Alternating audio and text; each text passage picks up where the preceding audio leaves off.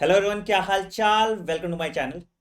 सो guys, आज का video आपके लिए बहुत बहुत बहुत ज़्यादा इंपॉर्टेंट है, क्योंकि ये आपके दुख सॉल्व करने वाला है। कौन सा दुख? तो नीट एस्पायरेंट का सबसे बड़ा दुख वही होता है कि फिजिक्स सर इनको समझ में नहीं आती। तो मेरे साथ हैं डॉक्टर पीयूष पंत सर। तो आज यही दुख का निवारण आपके करेंगे। अब तुम्हारे नीट 2024 वाले बच्चों का दो दुख है।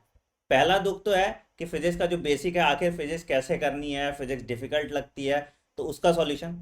दूसरा, एक एनसीईआरटी में नया चेंज आया है ना। 16 साल बाद एनसीईआरटी रिवाइज की गई है, बहुत कुछ रैशनलाइज किया गया, बहुत चीज़ निकाला गया है। तो अब ये भी सवाल है कि सर इनको कि क्या इंपॉर्टेंट है, क्या पढ़ना है और क्या नहीं पढ़ना, उसके बारे में भी हमको बात करनी है इस वीडियो में। तो इस वीडियो को पूरा देखिएगा, समझिएगा कि कैसे आपको अगले एक साल फिजिक्स पढ़ना है और नीट 2024 में एक अच्छे मेडिकल कॉलेज में जाना है। तो मैं पहले पीयूष सर का इंट्रोडक्शन कर देता हूँ आपको, ठीक है। तो पीयूष सर भी डॉक्टर हैं, he did his MBBS from BHU. तो अब आपको हमारे निश्चय बैच में दो दो डॉक्टर्स मेंटर करने वाले हैं। एंड बिल्कुल एकदम एंड टू एंड आपकी फिजिक्स केमिस्ट्री और बायोलॉजी की जिम्मेदारी हम लेने वाले हैं। खैर, बैच के बारे में बाद में बात करेंगे। पहले सर इनके हम लोग ये डिस्कस कर लेते हैं कि नए एनसीईआरटी के हिसाब से क्या क्या इंपॉर्टेंट। देखो, अभी दो चीज़ हैं बेटा। जो पहली चीज़ तो I consider as a problem कि हाँ फिजिक्स को कैसे करना है। एक इनबिल्ट फिजिक्स का फोबिया होता है बच्चे में। नीट का बच्चा है तो वो इनबिल्ट फोबिया, उसमें कोई वो नहीं। बट दूसरी चीज़ प्रॉब्लम नहीं है मेरे ख्याल से, वो अच्छी चीज़ है। बेटा एक्स्ट्रा ऐड नहीं हुआ है चीज़ें आपकी हटी हैं। ठीक है हाँ। ना? तो कहीं ना कहीं पर क्या है कि आपको सिलेबस कम हुआ है। हाँ, आप ये कह सकते हो अब जो बचा हुआ सिलेबस है वो बिल्कुल कोर कॉन्सेप्ट छोड़ दिया उन्होंने। जो आलतू फालतू की चीज़ें थी ना, जिनमें बहुत ज़्यादा हायर लेवल का इंटीग्रेशन हो सकता था, जैसे कई सारे डेरिवेशन अगर हम बात करते हैं, चलो ओपन ही कर दिया है आनंद मणि सर ने। जी। तो उसको अगर हम देखें तो देखो बेटा, पहला चैप्टर तो वैसे ही कोई काम का नहीं होता था। ठीक है ना? अगर आप नीट पॉइंट ऑफ व्यू से देखोगे तो आपको भी पता है कि पहले चैप्टर में दो तीन चीज़ें होती थी। वो आपको कन्फ्यूज ही करती थी कि वो टाइम स्पेस का रिलेशन क्या है और क्या क्या चीज़ें हैं, बच्चा उसमें कन्फ्यूज रहता था। तो वो पूरा का पूरा ऑलमोस्ट आपका देखिए चैप्टर का चैप्टर ही आपका नेचर एंड फिजिकल लॉज हटा दिया है। तो वो एक थ्योरेटिकल चैप्टर होता था, बहुत अच्छी बात है। सेकंड में नो डाउट आपका जो फंडामेंटल क्वांटिटीज थी, जैसे और खास तौर पे एरर वाला पार्ट अब से नहीं आएगा। तो ये अच्छी चीज़ है। हालांकि एरर वाले क्वेश्चन बहुत मुश्किल तो नहीं होते थे, लेकिन चलिए अच्छा। हमारे लिए उतना सिलेबस कम हुआ। थर्ड चैप्टर देखिए जो आपका दे रहा है, बेसिकली देखिए अगर उसने मोशन इन 1D रखा है और वो कहता है कि मैंने पोजीशन पाथ एंड डिस्प्लेसमेंट हटा दिया है, तो कहीं ना कहीं पे बेटा मोशन अंडर ग्रेविटी में तो फिर पढ़ाएगा क्या, और डिस्प्लेसमेंट ही पूछेगा। हम्म। तो ये एक सूडो एमिशन है। तो यहाँ पे ऐसा नहीं कि पोजीशन पाथ एंड डिस्प्लेसमेंट का कि पता चला मैं क्लास लेने आया और मैंने कहीं डिस्प्लेसमेंट बोल दिया और आप ऑफलाइन क्लास चल रही है और आप लोग आ गए कि यार ऐसा डंडा लेके कि सर वो तो हट गया, आपने डिस्प्लेसमेंट वर्ड क्यों यूज़ कर लिया। तो position, displacement, average velocity, average speed, ये वर्ड तो हटने के बाद भी, वो थ्योरेटिकली उनके हटाने का मतलब है कि एनसीईआरटी में से उन्होंने पर्टिकुलर चीज़ें, कई चीज़ें ध्यान रखिएगा, ये 11th के बच्चे और 12th के बच्चे के लिए डेरिवेशन पर्पज से भी हटाई गई हैं। तो ये तो हमको नीट में इसका काम पड़ता रहेगा। मैं तो इसको इंपॉर्टेंट लिख देता हूँ सर, है ना, हाँ, जो जो चीज़ ऐसे। ये पार्ट, हाँ ये इंपॉर्टेंट ना। हाँ ये। ये पार्ट हमारा रहेगा। ये मतलब हटने के बाद भी आप इसको हटा नहीं सकते, उनके कहने से नहीं हो जाएगा। क्योंकि आप खुद ही समझो, आप मोशन अंडर ग्रेविटी पढ़ोगे, प्रोजेक्टाइल पढ़ोगे तो वही हम्म। चीज़ ना, डिस्प्लेसमेंट वेलोसिटी। तो इसमें आपको बहुत ज़्यादा खुशी नहीं मिलेगी। Relative velocity in two dimension हट रहा है, अच्छी बात है, क्योंकि उसमें कई बार बच्चा कंफ्यूज होता था। इसके बाद आप देखेंगे वर्क एनर्जी में सिर्फ आपका जो वेरियस फॉर्म ऑफ एनर्जी वो एक थ्योरेटिकल पार्ट होता था, और law of conservation of energy just एक बेसिक कॉन्सेप्ट होता था, जो कि बिना किसी डेरिवेशन के वैसे होता था, यूनिवर्सल लॉ है। तो इसके भी हटने से कोई बहुत आपको बेनिफिट नहीं मिला। तो आप कह सकते हैं कि ये चैप्टर आपका जैसा पहले था ऑलमोस्ट एज सच ही रह जाएगा। नाउ चैप्टर 7 में रोलिंग मोशन हट जाएगा। तो ये एक अच्छी चीज़ है कि रोलिंग मोशन आपको नहीं पढ़ना पड़ेगा, उससे रिलेटेड चीज़ें थोड़ा सा कॉम्प्लेक्स करती थी, तो नीट के बच्चे के लिए वाकई बहुत अच्छी चीज़ होगी। फिर theorem of perpendicular and parallel axis हटाया, लेकिन देखो बेटा मूवमेंट ऑफ इनर्शिया तो रहेगा। और मूवमेंट ऑफ इनर्शिया जब तक रहेगा तब तक वो कोई ना कोई क्वेश्चन हम्म। डायरेक्टली इनडायरेक्टली रहेगा। तो ये हटने के बाद भी हमको डेरिवेशन नहीं, लेकिन सिर्फ कि क्या होता है कि इसको कैसे अप्लाई, यानी कि डेरिवेशन नहीं लेकिन इसका एप्लीकेशन आपको आना चाहिए कि परपेंडिकुलर एक्सिस और पैरेलल एक्सिस का एप्लीकेशन हम किस तरीके से करेंगे।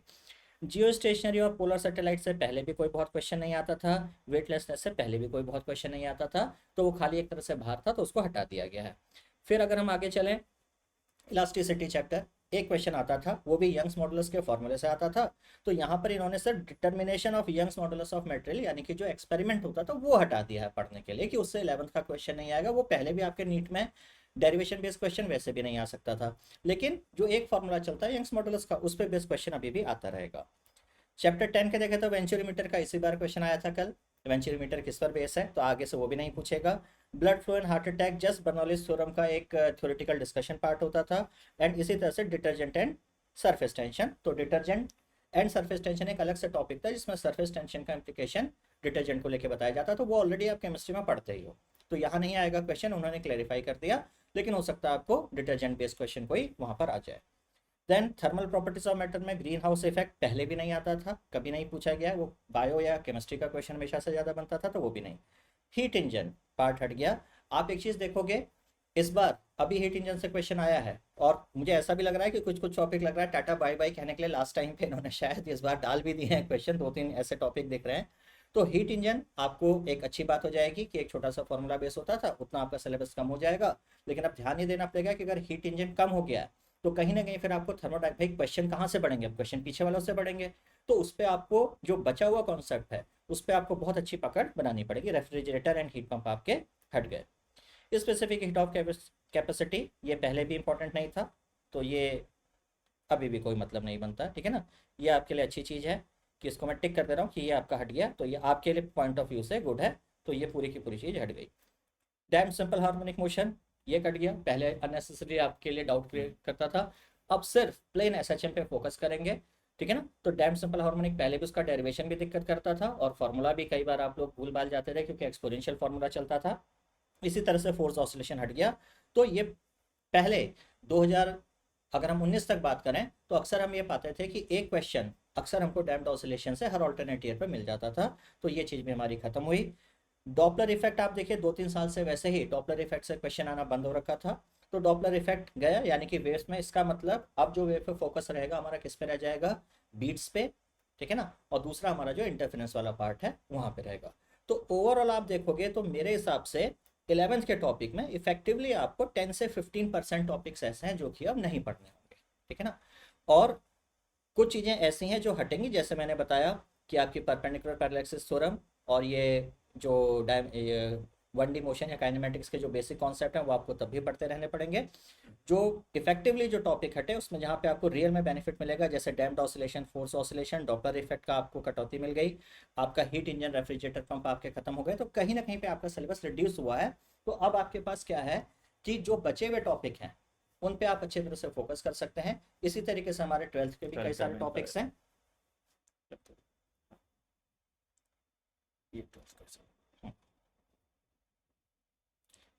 तो 12th का हम देखेंगे इलेक्ट्रोस्टेट, यानी कि इलेक्ट्रिक चार्जिंग फील्ड में जो आपके टॉपिक्स हैं, इलेक्ट्रिक चार्ज या conductor, insulator, charging by induction, ये पहले भी नीट के पॉइंट ऑफ व्यू से कभी भी नहीं आते थे, तो ये पहले भी इंपॉर्टेंट नहीं थे, ठीक है ना, ये पार्ट आपका हट गया। नाउ चैप्टर 2 ध्यान रखिएगा, energy stored in a capacitor delete only derivation, इसका मतलब इस पर बेस्ड जो न्यूमेरिकल्स हैं वो आते रहेंगे, ठीक है, सिर्फ आपका डेरिवेशन हटा है, तो ऑलमोस्ट कैपेसिटर वाले चैप्टर पे कोई फर्क नहीं पड़ा। देन कार्बन रजिस्टर का जो, ये इस बार भी अभी जस्ट कल वाले पेपर में भी क्वेश्चन आ गया, तो अच्छी चीज़ है आपका जो कोडिंग है, बट ये एक तरह से बड़ा सिंपल क्वेश्चन होते थे, ये रह भी जाता तो आपको कभी ऐसे, क्योंकि ये एक ऐसा क्वेश्चन होता था जो हार्डली कोई बच्चा गलत करके आता था, तो अगर रह भी जाता तो कोई बहुत बड़ा डिफरेंस नहीं आता इसमें। आ गया हाँ। अब ये देखो बेटा, ये थोड़ा सा कंफ्यूजिंग है, ये जो ये बोल रहे हैं कि combination of series and parallel resistor हटा दिया, ये हटा दिया है, बट अभी भी हमको ये पढ़ते रहना होगा, क्योंकि कहीं ना कहीं combination of cell battery circuit कैसे सॉल्व करेंगे, तो उसका डेरिवेशन पार्ट वो हटा सकते हैं, बट कहीं ना कहीं पे करंट बेस, इस बार भी आप देखोगे कैपेसिटर का क्वेश्चन आया है, उसके बाद आपका इंडक्टर में पढ़ोगे वहां पे भी क्वेश्चन आ सकते हैं सीरीज पैरेलल के, और सीरीज पैरेलल ऐसी भी कोई चीज़ नहीं, क्योंकि 10th में भी आपको वही सीरीज का फॉर्मूला, पैरेलल का फॉर्मूला सब जानते हैं। हाँ, अच्छी चीज़ ये है कि मीटर बेज और पोटेंशियोमीटर ये एक इंपॉर्टेंट टॉपिक हुआ करता था, तो जहाँ से अक्सर एक क्वेश्चन हमेशा आया करता था, तो ये आपको एक इजी मिल रहा है कि अब आपको मीटर बेज और पोटेंशियोमीटर इस साल से नहीं पढ़ना होगा। Then moving charges and magnetism से हम बात करें तो साइक्लोट्रॉन, टोरॉइड पहले भी नहीं आता था, वेलोसिटी सेक्टर पहले भी नहीं आता था, magnetic movement of a river, हाँ ये एक ऐसा पोर्शन है जो कि पहले आप देखेंगे 2017, 16, 15 में अक्सर ये क्वेश्चन आया करता था, लेकिन आप देखेंगे 19 से खुद ही एनटीए ने जब से टेक ओवर किया, ये मैग्नेटिज्म से आप खुद ही देखना कि ये सारे क्वेश्चंस आने कम हो गए थे, तो मे बी इसी रीजन से कि कुछ चीज़ों को उन्होंने वैसे ही डिलीट कर दिया कि मैग्नेटिज्म वैसे भी चैप्टर हमेशा बच्चों के लिए दिक्कत करता है। ये एक बहुत अच्छा चैप्टर है, ये आपके लिए सबसे बेनिफिशियल चीज़ हुई है। ये एक प्रॉब्लम क्रिएटिंग चैप्टर हमेशा से रहता था, जैसे अर्थ मैग्नेटिज्म आप डे पेपरेंट डे फलाना फलाना में हमेशा कंफ्यूज करते थे, पूरा थ्योरेटिकल बेस्ड चैप्टर होता था, कुछ फॉर्मूले होते थे जो आप याद करते थे बार बार भूल जाते थे। तो एक अच्छी चीज़ ये है कि बार मैग्नेट का फॉर्मूला अब आपको नहीं पढ़ना है, डाइपोल नहीं पढ़ना, अर्थ मैग्नेटिज्म नहीं पढ़ना, डिक्लिनेशन डिप नहीं पढ़ना, पैरामैग्नेटिज्म परमानेंट मैग्नेट इलेक्ट्रोमैग्नेट आपका खत्म। तो ये ऑलमोस्ट पूरा का पूरा एक चैप्टर ही आपका उड़ा दिया गया, तो कहीं ना कहीं पे आपको बेनिफिट पहुंचाएगा कि अब एक चैप्टर आपका रिड्यूस हो जाता है। इसके बाद इंडक्शन में, इलेक्ट्रोमैग्नेटिक इंडक्शन में आप देखोगे एनर्जी कंसिडरेशन, ये पहले भी नीट में इससे कोई क्वेश्चन नहीं आता था, एडी करंट से कभी भूला भटका, बहुत छोटा सा 4 लाइन का टॉपिक होता था। तो electromagnetic induction almost as such है। अब हम ध्यान से देखते हैं ऑल्टरनेटिंग करंट, क्योंकि ये एक ऐसा टॉपिक है जहाँ से हर साल आपको एक क्वेश्चन मिल ही रहा है, पिछले अगर आप 4-5 साल का एनालिसिस देखोगे। Magnetisation and demagnetisation of inductor, पहले भी नहीं आता था question. Charging and discharging of capacitor, ये पहले से ही हटा हुआ है, तो ये नीट में वैसे ही आउट ऑफ है। अब ध्यान रखिएगा एलसीआर सर्किट नहीं हटाया गया है, ध्यान रखिएगा, सिर्फ जो उसका डेरिवेशन है वो भी नॉन फेजर वाला, यानी कि फेजर वाले डेरिवेशन से हम पहले भी काम करते थे। एनसीईआरटी में 3 पन्नों का डेरिवेशन होता था जिसमें कि कॉम्प्लेक्स इंटीग्रेशन यूज करता था। तो एनटी वालों को भी पता है कि भैया जब हमारा बच्चा नॉर्मल इंटीग्रेशन में इतना बिल्कुल हालत उसकी खराब है, तो उसने पूरा का पूरा किया कि भैया ऐसा है खतरनाक वाला इंटीग्रेशन के 3 पन्ने यहाँ से हटा दिए जाएं।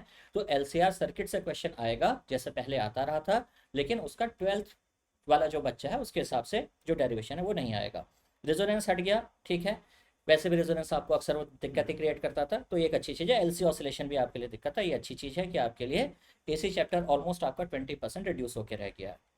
देन इलेक्ट्रोमैग्नेटिक वेव में आपके पास नेचर ऑफ इलेक्ट्रोमैग्नेटिक वेव, तो वो बस एक आपका जो टेबल है वो हटेगी, और इसमें कुछ ऐसा नहीं, इलेक्ट्रोमैग्नेटिक वेव से पहले भी आपका बस 1-2 क्वेश्चन आते थे, वो थ्योरेटिकल क्वेश्चन आते रहेंगे।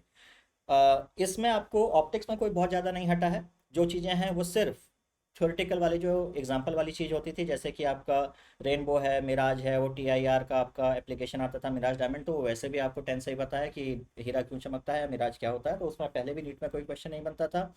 रेनबो से वैसे भी कभी कोई क्वेश्चन नहीं आया है।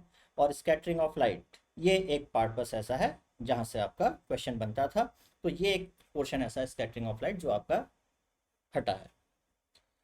देन अगर हम वेव ऑप्टिक्स देखें तो ये थोड़ा सा कॉम्प्लिकेटेड टॉपिक रहता था, इसमें जितनी भी फालतू की चीज़ें थी वाईडीएससी को छोड़कर अच्छी चीज़ ये है कि interference of light wave and Young's experiment, ठीक है ना, का थ्योरेटिकल जो कह लीजिए डेरिवेशन होता था वो हटा दिया है। अब हमारे पास सिर्फ जो फ्रिंजेस का एक्सप्रेशन है वो रह जाएगा, यानी कि एक तरीके से सिंपली आपको यंग वाईडीएससी में आपका जब टीचर आएगा वो बता देगा एक्सपेरिमेंट ऐसे होता है, और डायरेक्ट आप उसका बेटा फ्रिंज विथ का ये फॉर्मूला होता है, इसे याद कर लो। जैसे नीट में सर आते हैं और बोल देते हैं ना कि बेटा ये है इस टाइम का ये मॉडिफिकेशन है, तो वैसे अब हम आएंगे हम बोल देंगे बेटा ये है, ये आपका है, इस ये आपका फ्रिंज विद है, इसको ऐसा याद रख लो। उसके क्वेश्चंस आपको सीधे करने हैं, और डेरिवेशन वाला पार्ट हट गया, तो ज़्यादा आपका दिमाग वैसे ही अब नहीं चलना है।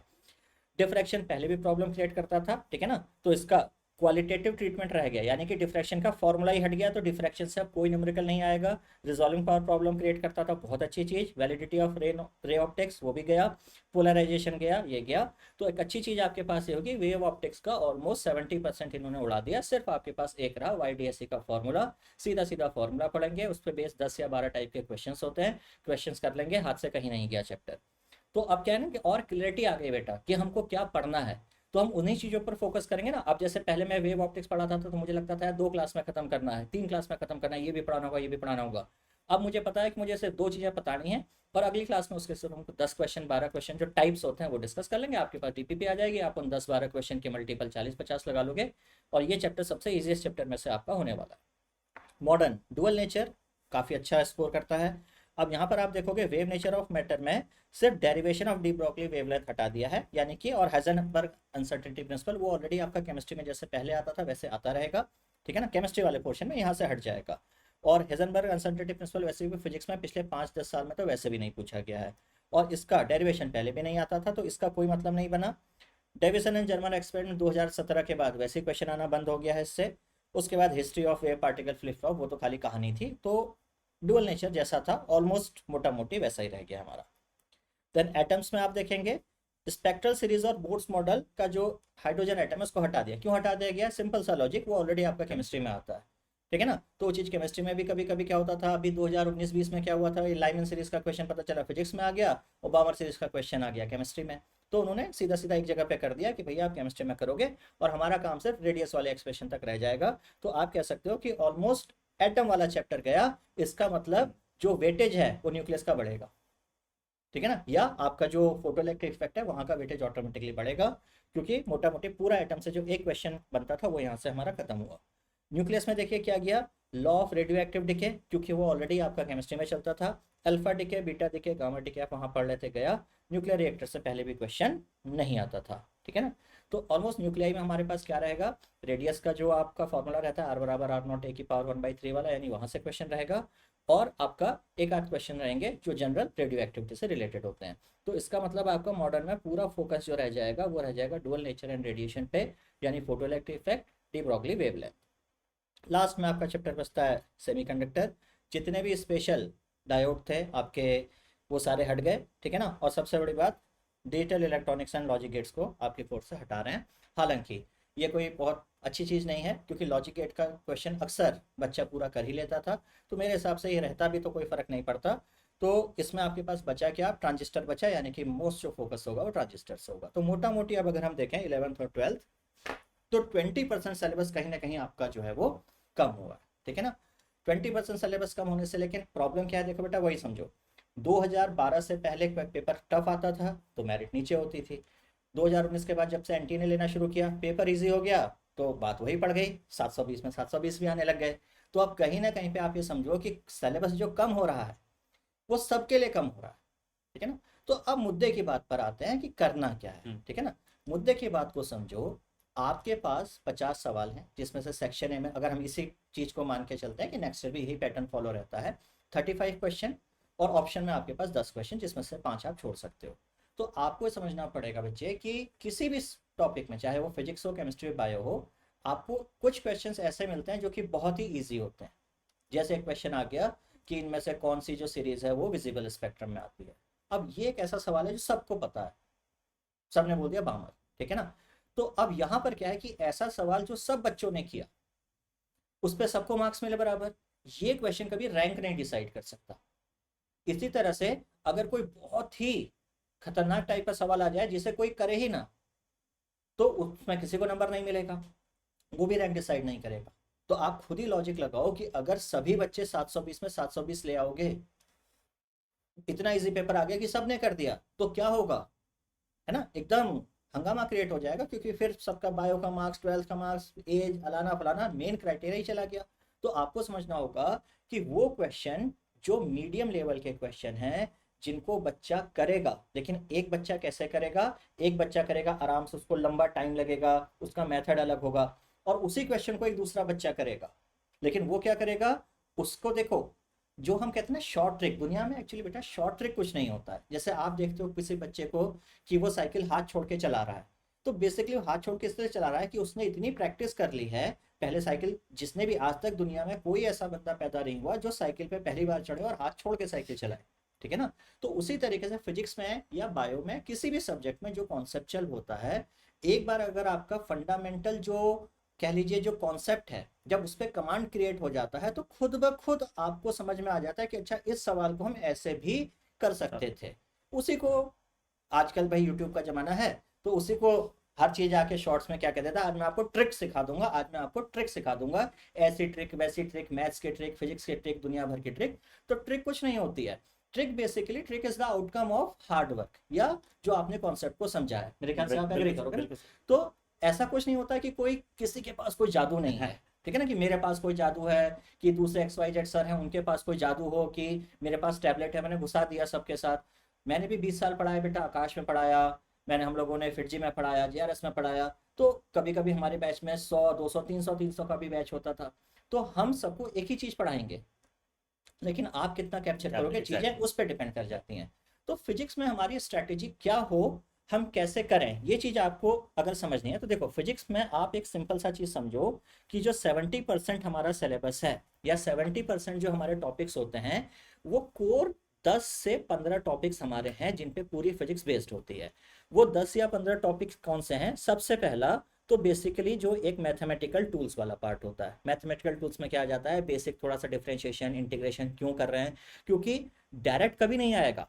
कभी भी ऐसा नहीं होगा कि नीट में आपसे कोई डायरेक्ट डिफरेंशिएशन या इंटीग्रेशन का क्वेश्चन पूछेगा, लेकिन उसी डिफरेंशिएशन या इंटीग्रेशन पे जब आप कमांड करते हो तो आपका फंडामेंटल जो कॉन्सेप्ट होता है वो स्ट्रांग होता है, और तब आपको समझ में आता है कि ये चीज़ें हम क्यों कर रहे हैं।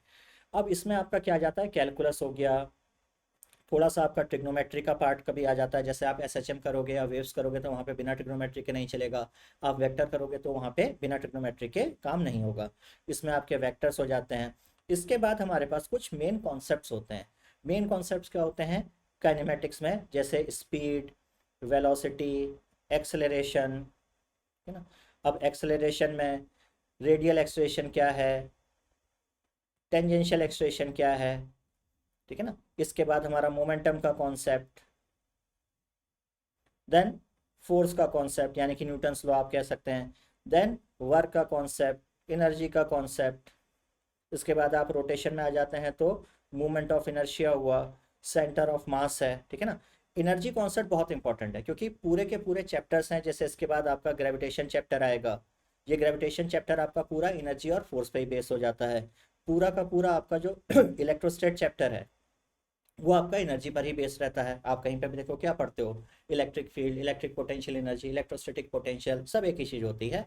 तो कुल मिला के अगर आप इतने टॉपिक्स पर काम कर लेते हो तो आपका, इनको आप मैकेनिक्स के कोर टॉपिक्स भी कह सकते हो, बट अगर आप ये काम कर लेते हो तो ऑटोमेटिकली इन्हीं के बेसिस पे फिर आपका ग्रेविटेशन चलता है, इन्हीं के बेसिस पे आपका फ्लूइड डायनेमिक्स चलती है और इसके बाद इन्हीं के बेसिक्स पे आपका जो हीट एंड थर्मोडायनेमिक्स है वो चला। तो ऑलमोस्ट आपकी 11 तो ऐसे ही खत्म हो गई। और एसएचएम में बेसिक इंटीग्रेशन, डिफरेंशिएशन, काइनेमेटिक्स और थोड़ा बहुत एनर्जी का कॉन्सेप्ट में यूज करते हैं। अब 12th में इंडिपेंडेंट टॉपिक में इसके अलावा हमारे पास क्या रह जाता है? ऑप्टिक्स, जिसमें कि इन सब टॉपिक्स की जरूरत नहीं पड़ेगी, और आपका मॉडर्न फिजिक्स वाला पार्ट, ठीक है ना। तो अगर आप ऑप्टिक्स और मॉडर्न फिजिक्स को छोड़ दो तो बाकी लगभग लगभग सारी फिजिक्स आपकी इन बेसिक 14 या 15 टॉपिक में से कवर हो जाती है। तो आपको कुछ नहीं करना होता है। इन टॉपिक्स को समझने में आपको अगर शुरू का 3-4 महीना आप बढ़िया से लगा देते हो, इसीलिए शुरुआत में नॉर्मली क्या रहता है कि हम लोग इन कॉन्सेप्ट पे हमेशा फोकस करें कि न्यूटन्स लॉ को कैसे अप्लाई करना। डायरेक्ट क्वेश्चन नहीं आएगा। अब आप लोग क्या गलती करते हो, आप काउंटिंग करोगे कि सर न्यूटन्स लॉ से तो इतने सवाल आए। भाई आप अगर पेपर को देखोगे तो न्यूटन्स लॉ पर बेस होकर तो इलेक्ट्रोस्टैट में भी सवाल आ गया। भाई टॉर्क निकाले थे ना आप, तो न्यूटन्स लॉ पे बेस होकर ही आपने टॉर्क निकाला होगा आगे। अब वो टॉर्क का क्वेश्चन रोटेशन से ना आके किस पर आ गया? इलेक्ट्रोस्टैट पर आ गया। तो आपको क्या है, फिजिक्स में अच्छी और खराब चीज यही है। फिजिक्स में क्या होता है कि अगर आपने इन 15 टॉपिक्स पे एक बार कमांड कर लिया तो आपकी पूरी फिजिक्स अच्छी हो जाती है, और अगर इन 15 टॉपिक्स पे आपका कमांड नहीं है तो पूरी फिजिक्स गड़बड़ हो जाती है। तो जो आप बोलते हो ना कि हमको सवाल, हम पढ़ते हैं, बेसिक फिजिक्स की प्रॉब्लम तुम लोगों की क्या है? सर हम पढ़ते हैं, सवाल नहीं लगता है। 80% बच्चा, 90% बच्चे की समस्या यही है कि बायो में सर जो पढ़ते हैं वही सवाल आ जाता है, फिजिक्स में थ्योरी कुछ पढ़ते हैं लेकिन सवाल लगते टाइम नहीं लगता है। तो सीधी सी बात, अगर आपने चीज़ों को पढ़ा और सवाल नहीं लग रहा है, इसका मतलब आपने कॉन्सेप्ट को सही तरीके से नहीं समझा है। आपने उसको सुपरफिशियली तो देख लिया लेकिन आप उसको एप्लीकेशन पार्ट में रह गए। तो मेरा जो रोल है as a mentor, as a teacher, मेरा सिर्फ रोल क्या बनता है कि मैं ये जो बीच का मिसिंग लिंक आपका हो रहा है, मैं आपको ये सिखा सकता हूँ कि न्यूटन्स लॉ को प्रॉब्लम में कैसे अप्लाई करना है, वर्क के क्वेश्चंस को कैसे हिट करना है, या इलेक्ट्रोस्टैट या हमारे सर्किट के क्वेश्चंस आएंगे तो उनको कैसे अप्लाई करना है। अगर हमने किरचॉफ्स लॉ पढ़ा तो उन किरचॉफ्स लॉ के बेसिस पर करंट के क्वेश्चन या सर्किट के क्वेश्चन को कैसे हम डील करें। दूसरा जो मेरा सबसे बड़ा रोल होता है वो होता है कि पढ़ने के बाद इस क्वेश्चन को हम कम टाइम में कैसे करें। क्योंकि अब फिर समझिए सबसे इंपॉर्टेंट चीज क्या है, अगर आप बायो का पेपर 1 घंटे में नहीं करोगे, आपका फिजिक्स का पेपर कैसे होगा बेटा? ये बायो पे बहुत मोस्टली डिपेंड कर जाएगा। अगर आपने बायो का पेपर 1 घंटे या 40 मिनट में नहीं किया तो आप खुद ही सोचो कि अगर आपने 1.5 घंटा बायो के पेपर में लगा दिया तो बाकी के टाइम में तो आपके पास कुछ बचा ही नहीं।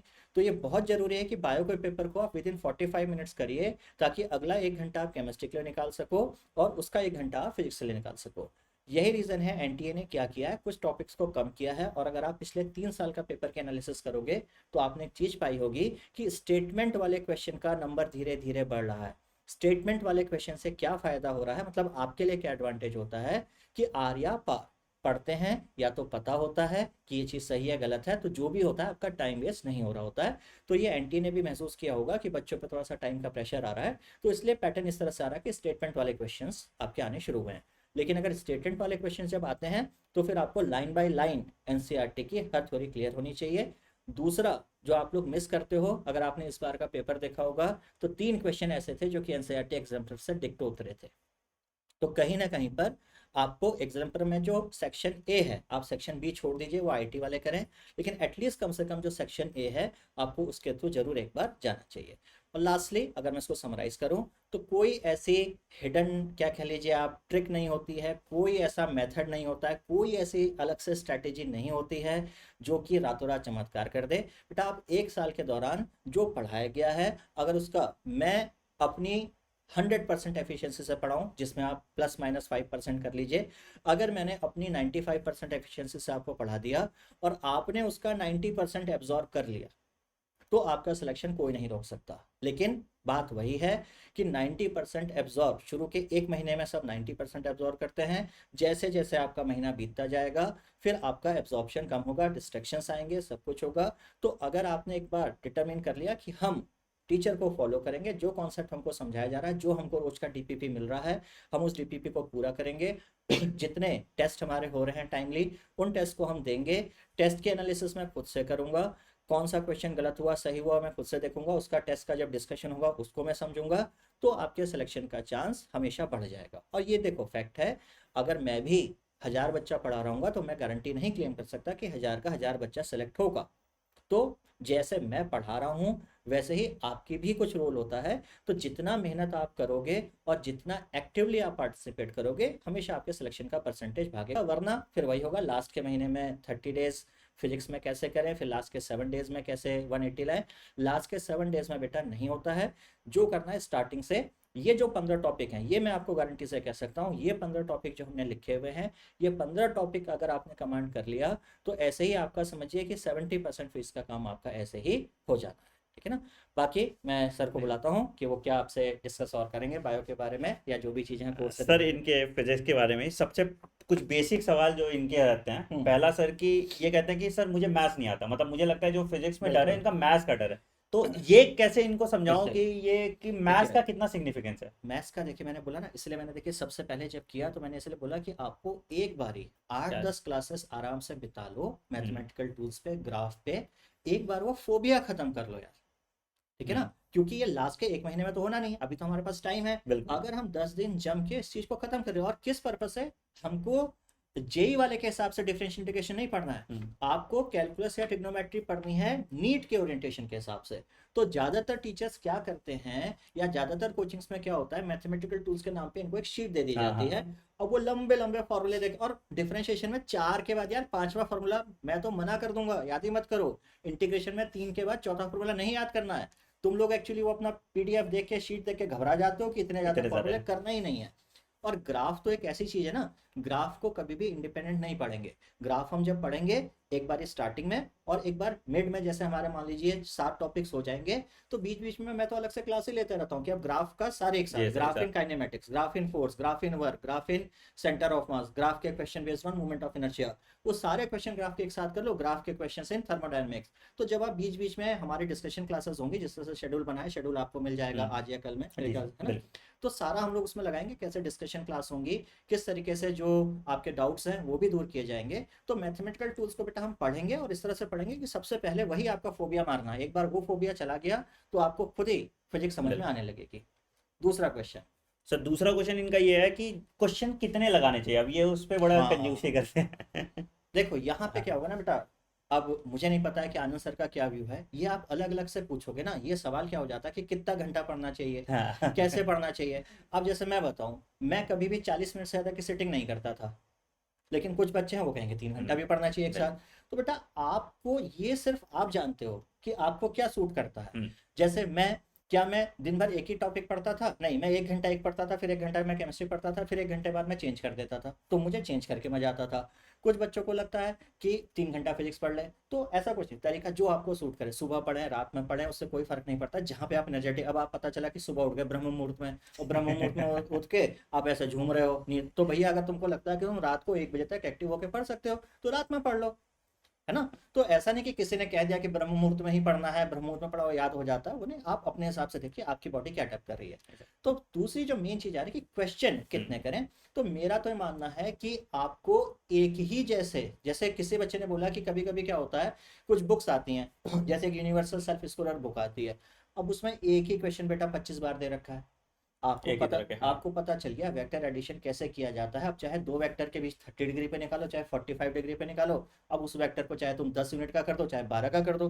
तो कई बार बच्चा क्या करता है, एक ही सवाल लगा रहा होता है, पहले वेक्टर 10 का था, दूसरा वेक्टर 8 का था, 30 डिग्री पे निकाला, फिर ये 12 हो गया, फिर 30 पे निकाला, फिर ये 12 हो गया, एंगल 60 हो गया, तो बेटा उसमें आपने नया तो कुछ किया ही नहीं। तो कितने क्वेश्चंस लगाए, number of question doesn't matter. कितने तरह के। मैंने देखिए, अभी मैंने क्या बोला था, जब मैं डिस्कस भी करा था, मैं कहा था कि हम उस पर 10 या 12 टाइप के सवाल लगा लेंगे, जो भी टॉपिक पढ़ा तो उसमें हमने क्या किया, 10-12 टाइप के सवाल लगा लो। जैसे प्रोजेक्टाइल, तो मुझे पता है कि प्रोजेक्टाइल पे बेस होकर 6 टाइप के क्वेश्चन बनते हैं जो नीट में आते हैं, तो अगर हम उन 6 टाइप का एक या दो सवाल भी लगा लें, मेरे हिसाब से सफिशियंट है। और आप उसके डबल लगा लो, जैसे क्लास में अगर मैंने एक एक भी डिस्कस कर लिया, दो डिस्कस कर लिया, 12 मैंने डिस्कस करा दिए, आप उसके डबल ट्रिपल कर लो, 36 सवाल बहुत है, इससे ज्यादा की जरूरत नहीं होती है। तो इट डजेंट मैटर कि आप कितने सवाल कर रहे हो, मैटर ये करता है कि जो आप सवाल कर रहे हो क्या वो पूरे कॉन्सेप्ट को तो कवर कवर कर करें रहे हैं कि नहीं एग्जैक्टली। कर रहे। तो वही चीज हमने भी बेटा यही है कि हम क्वालिटेटिव स्टडी पे फोकस करें, ना कि क्वांटिटेटिव। मैं तुम्हें दिन भर बिठाए रखूं, फालतू चीजें पढ़ाऊं, हाँ, क्या कई आपको फिजिक्स भी पढ़ना है, केमिस्ट्री पढ़ना है, बायोलॉजी पढ़ना है, तो जैसे मैं बायोलॉजी आपको पढ़ाता हूँ बिल्कुल एकदम प्रिसाइज, कि अब फालतू फालतू अगर मुझे ह्यूमन फिजियोलॉजी आती है सर, टू अब द मैं पॉइंट। वो ह्यूमन फिजियोलॉजी क्यों हाँ, पढ़ाऊंगा जो इनको नहीं आ रहा। ये टीचर के साथ भी कई बार हो जाता है ना, कि जो उसको बहुत ज्यादा उसको लगता है कि बच्चे को सब पढ़ा दो, बेटा आप समझना पड़ेगा कि आप नीट की तैयारी कर रहे हो, एग्जैक्टली। आप जेई की तैयारी नहीं कर रहे हो। तो आपकी फिजिक्स वैसे ही आपको तैयार करनी है जितना नीट में आता है, पढ़ने के लिए तो इंतहा है, मतलब खत्म ही नहीं भैया। इनको फिजियोलॉजी का 1% भी नहीं आता है, मेरे को नहीं आता है, लेकिन एग्जैक्टली, इनका 1% तुम्हारे 100% पे भारी पड़ भारी जाएगा। पड़ेगा। ठीक है ना? तो अब इनको हम किसी, वरना पहले तो क्या होता है, तुम फिजियोलॉजी इसमें पढ़ रहे हो, इन्होंने फिजियोलॉजी की बुक पढ़ी, अभी आगे चल के क्या होता है कि लोग खाली सर्कुलेटरी सिस्टम की इतनी मोटी इतनी किताब बड़ी पढ़ किताब, लेते हैं, एग्जैक्टली, वो उसके एम्पलीफाई बाद होती जाती है। सर्कुलेटरी सिस्टम में लोग ईसीजी की इतनी मोटी किताब पढ़ते हैं, उसकी तो कोई खत्म ही नहीं होगा यार, ज्ञान की एग्जैक्टली। कोई सीमा ही नहीं। तो आप अपने हिसाब से क्वालिटेटिव काम करिए, यूजफुल क्वेश्चन, ये नहीं कि कोई रैंडम किताब चूज कर ली। डीपीपी देने का पर्पज यही होता है कि मैं भी ऐसा नहीं बेटा कि कोई सवाल नए इन्वेंशन कर दूंगा कि मैं लगा हुआ हूँ, हम भी क्या करते हैं कि भाई क्वेश्चन हमने सेलेक्ट, छांट हाँ। लिए, सेलेक्ट कर दिए कि ये एक टाइप का, ये एक टाइप का है, इसलिए आपको डीपीपी दी जाती है। अब मैं अपने क्लासेस में सर कहता भी, questions are neither created not destroyed, it is just transferred from one बस एग्जामिनेशन टू। बस बस वही तो चीज देखो। देखे हुए सवाल आप रेगुलरली सॉल्व कीजिएगा, वैसा ही मिलता जुलता सवाल आएगा, न्यूमेरिकल चेंज होगा, वैल्यू बस चेंज हो बस जाएगा। बस एनटीए भी उतनी मेहनत नहीं करेगी कि वो सवाल रिसर्च करके डालेगी। देखो क्या होता है, नए क्वेश्चन के साथ ड्रॉबैक होता है। क्या ड्रॉबैक होता है कि अगर हमने नए क्वेश्चन बनाया है तो तुम उसको कैसे परसीव कर रहे हो उस सवाल को, वो दिक्कत आ जाती है। तो ट्राइड एंड टेस्टेड सवाल हमेशा पूछे जाते हैं। तो सिंपल प्लेबुक है बेटा, जितना हम करा रहे हैं, जैसे करा रहे हैं, फोकस होकर करते जाओ, ठीक है। और ज्यादा दिमाग नहीं लगाना, ये नहीं कि 10-10 घंटे पढ़ना है, 15-15 घंटे है। कंसिस्टेंसी के साथ डे वन से आपको जो हम 4.5 घंटा पढ़ा रहे हैं, प्लस जो 2 घंटे डीपीपी का टाइम दे रहे हैं, 6 घंटे आप पढ़िए, उतना सफिशियंट होगा। सफिशियंट क्या, मोर देन सफिशियंट होगा। हम लोग दिसंबर जनवरी तक तुम्हारा सिलेबस कंप्लीट कर देंगे, आराम और फिर धड़ाधड़ रिवीजन करो, धड़ाधड़ क्वेश्चन सॉल्व करो, तुम फोड़ के आओगे। फिजिक्स सबसे आसान हो जाता है एज और कंपेयर इस टू बार तो अगर, बहुत कूल है भाई, हाँ, पिछले 2 साल से तो शुरू और खत्म में पता ही नहीं होता था। हम लोग सितंबर में शुरू करते थे, सोचते थे मई में एग्जाम कब लगा एग्जाम होगा, वो हाँ, फिर बाद में पीछे होता जाता था। इस बार तो बिल्कुल पूरा एकदम कोर्स क्लियर पता है, है एग्जैक्टली। इस बार तो पूरा हमको पता है भाई, पूरा ठीक साल है, है, कई सालों बाद, 3 साल बाद ऐसा हो रहा है भाई एग्जैक्टली। कि सही टाइम पे एग्जाम तो हुआ बेटा है। अब सिंपल है, आपको सिलेबस का भी पता चल गया, कैसे पढ़ना है उसका भी पता चल गया, पीयूष सर से पढ़ना है आपको वो भी समझ में आ गया। अब तुम देख लो क्या डेप्थ और क्लैरिटी है, सर ने बता दिया कहाँ कहाँ से क्या क्वेश्चन आएगा। ये एक्सपीरियंस के साथ आता है। मैं इतने अच्छे से बायो भी तुम्हें नहीं बता पाऊंगा कि इतना एनालिसिस किया हुआ कि मतलब एग्जाम्पलर का इनको याद है कौन सा क्वेश्चन एग्जाम्पलर का है, तो पूरी इंसाइक्लोपीडिया खुद है। तो तुम्हें बस उसका जो इनका निचोड़ है, मतलब वो तुम्हें बस ग्रास्प करना है। क्लासेस स्किप करो। देखो यार, अब तुम बोलोगे कि सर ये बैच सफिशिएंट है क्या, बेटा अब इस बैच में 3,000 बच्चे एडमिशन लेंगे, मैं गारंटी के साथ बोल सकता हूँ 3,000 में से 500-600 ज्यादा बच्चे का एडमिशन नहीं होगा। देखो जो हर सच की बात है, हम सक्सेस गारंटी बोल रहे झूठे, बट वही क्लास पढ़ के कोई बच्चा एम्स दिल्ली जाएगा, वही क्लास पढ़ के कोई बच्चा सफदरजंग जाएगा, और वही क्लास पढ़ के कोई बच्चा 200 नंबर भी लाएगा। तो आप कौन से बच्चे होने वाले हो वो उस पर डिसाइड करके, ठीक है। खैर मैं बैच की डिटेल बता देता हूँ बेटा। हम लोग निश्चय बैच स्टार्ट कर रहे हैं, ठीक है। अब ये बैच आपको मिल जाएगा, एक्टिव हो जाएगा 20th ऑफ मई से। टाइमिंग मैंने आपको बता दी है, फिजिक्स केमिस्ट्री बायोलॉजी की 9 से 10:30 बायोलॉजी हो जाएगी, 11 से 12:30 फिजिक्स हो जाएगी और 1 से 2:30 केमिस्ट्री हो जाएगी। क्लास के बाद सर ने बोला कि जो पढ़ा है उससे मिलती जुलती डीपीपी मिल जाएगी। दिक्कत है डीपीपी में तो डीपीपी का डिस्कशन भी हो जाएगा और संडे को टेस्ट कर लेंगे। सिंपल सा फंडा है, 36 किताब नहीं लगाना, 36 डाउट नहीं पूछना। डाउट तुमको क्या आएंगे, मैं जब बोल रहा हूँ तुम्हें सिर्फ डीपीपी सॉल्व करने, पीवाईक्यू सॉल्व करने, एग्जाम्पल सॉल्व करने, उसी के डाउट आएंगे ना, वो डाउट हम क्लास में ही करा देंगे। बट फिर भी कोई और डाउट भी होता है तो वो भी हम आपका फोकस कोई करके सीक्रेट पूरा करते हैं। रेसिपी, कोई हिडन मसाला नहीं है भाई। There is no एकदम ओपन मसाला है। तुझे चाय कैसे बनती है, गैस जलानी है, पानी है, नहीं। चाय पत्ती डलेगी, दूध डलेगी, थोड़ा सा बॉईल करना है, अदरक वदरक डाल दोगे तो मजा आ आज जाएगा, आज बस खत्म बात। आजकल मैं फूड ब्लॉगिंग भी देख रहा हूँ, सब वही कि सीक्रेट बस मसाला हाँ, है। वही मैंने बोला ना, नथिंग लाइक बेटा, कोई there is no secret secret ingredient, कोई ना एग्जैक्टली। सीक्रेट मंत्र होता है सक्सेस का, ना कुछ। हमने पढ़ाया, आपने 80% 90% Gracias. एफिशिएंसी उसको कर लिया, खत्म बात, बस। तो ऐसा कोई जादुई बैच नहीं है, बट जो बेसिक्स है वो कवर कर दिए जाएंगे। अब आपको भी हमारे साथ उतना ही मेहनत करना पड़ेगा, ठीक है। बैच बेटा आपका जो है 6999 का है, ठीक है। वेबसाइट पे जाओगे anandmani.in, ANANDMANI.in, ठीक है। वहां पे जाइएगा, वहां पे लॉगिन कीजिएगा। जैसे ही लॉगिन कीजिएगा आपको निश्चय बैच दिखेगा, ठीक है। आप उसको 6999 का होगा, इस पे कोड लगा देना ANAND, आपको 20% डिस्काउंट मिल जाएगा और ये 5499 का होगा, ठीक है। बेटा देखो हम लोग सिर्फ 3000 बच्चे अकोमोडेट कर सकते हैं, क्योंकि अब एक टीचर कितना पढ़ा देगा, तो हम 3000 सीट ही लेंगे फॉर द फर्स्ट बैच। तो फटाफट उसको इनरोल कर लीजिए। ज़्यादा कोई भी दिक्कत हो तो मेरा टेलीग्राम चैनल है t.me/anandmani001, वहाँ पे आपको ये PDF भी मिल जाएगा, ठीक है। प्लस आपको इस बैच के और भी डिटेल कुछ भी चाहिए, नंबर वंबर सब कुछ यहाँ पे आपको मिल जाएगा। डिस्क्रिप्शन में भी नंबर दिया हुआ है काउंसलर्स का, आप उनको भी कॉल करके डिसाइड कर सकते हैं। आप पूरा 1 साल हमें दीजिए और हम इंश्योर करेंगे कि आपका नीट में सिलेक्शन हो जाए। सर कुछ और ऐड करना? बस पूरी कोशिश रहेगी बेटा, हम लोग यहाँ पढ़ा रहे हैं, Exactly. आप कितना ग्रेस्प करते हैं आपको करना है। लेकिन उसके बाद भी आपको पता है कि आप ही के बैच में से कुछ एम्स जाएंगे, आनंद सर ने बता दिया, जी। कुछ एम्स जाओगे, कुछ सफदरजंग जाओगे, कुछ अपने स्टेट में जाओगे और कुछ कहीं कहीं नहीं जाओगे। अभी आपको डिसाइड करना है आप कहाँ आना चाहते हो, बिल्कुल। वो आप डिसाइड हाँ बेटा। है ना। और कुछ नहीं, जो आपने, जैसे कुछ बच्चे रिपीटर होंगे, कोई सीक्रेट नहीं, जो आप पढ़ कर आए हो ना वही मैं फिर से पढ़ाएंगे। Exactly. सर ने जो पिछले साल पढ़ाया वही वही पढ़ाएंगे, पढ़ाएंगे। कुछ नया रेसिपी नहीं ट्राई करने वाले हैं। ठीक है। तो सब कुछ वही है जो आपकी किताबों में है, सब कुछ सारी चीजें वही हैं, ठीक है ना। बस थोड़ा सा प्रेजेंटेशन का डिफरेंस होगा, अगर आप 2 टीचर से पढ़ोगे प्रेजेंटेशन का डिफरेंस होगा कुछ। हाँ ये है कि जिस चीज़ में मैं एक्सपर्ट हूँ, जो मुझे जो अपना प्लस पॉइंट लगता है, तो जिसके लिए लोग मुझे जानते हैं, I am the master of, कह सकते हो, शॉर्ट ट्रिक्स, कि किस तरीके से क्वेश्चन को, जिसको आप 2 मिनट लगना है, उसको 30 सेकंड में कैसे करोगे। ये मैं गारंटी दे रहा हूँ। कम से कम 10 क्वेश्चन में एग्जाम के पेपर में आने के बाद बच्चा हमेशा बोलेगा कि सर आपके जो 10 क्वेश्चन थे एज सच आ गए, जिसमें हमारा 5 से 10 मिनट सेव हो गया। Exactly. तो इतनी मैं आपको गारंटी दे सकता हूँ। टाइम मैनेजमेंट सबसे इंपॉर्टेंट हो जाता है, ठीक है। तो बेटा सिंपल है, हम आपके जो जर्नी है उसको ऑप्टिमाइज कर देंगे। जो आप बहुत ज़्यादा मेहनत लगाते हो तो मेहनत थोड़ी कम हो जाएगी, बट मेहनत आपको करनी पड़ेगी। तो अगर आप मेहनत करने को तैयार है, इस साल अपना 100% देने को तैयार है, तो ही आप इस बैच में एनरोल होइएगा। On that note I am ending this video. कुछ और सवाल आपको पीयूष सर से पूछना है तो कमेंट सेक्शन में डाल दीजिएगा। Take care, bye bye, have a great day, thank you.